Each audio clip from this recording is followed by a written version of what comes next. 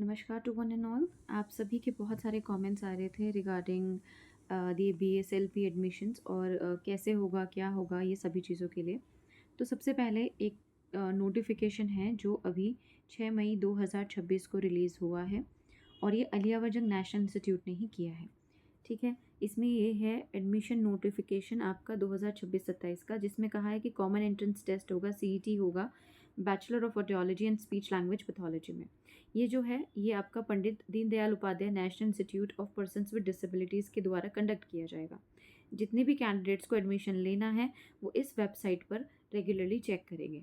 ठीक है, आप सभी ने चेक भी किया होगा। लेकिन जब हम यहाँ आते हैं Pandit Deendayal Upadhyaya national institute of speech and for persons with physical disabilities, तो हम देख रहे हैं यहाँ पर ऐसा कोई भी नोटिफिकेशन इनकी तरफ से तो नहीं आया है अब तक, है ना।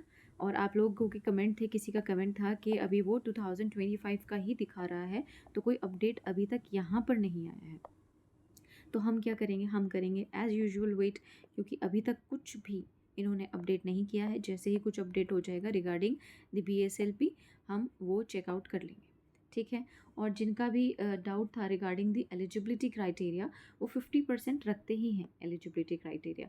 अब वो 50% जो एलिजिबिलिटी क्राइटेरिया है वो आपका PCB के अंदर है या फिर आपका एग्रीगेट है, तो एग्रीगेट जो है उसको कंसिडर करते हैं। ठीक है, एग्रीगेट को कंसिडर करते हैं as of now, but I will be coming shortly with the authentic information that I get from the institutes and I will update you regarding that, so do not worry।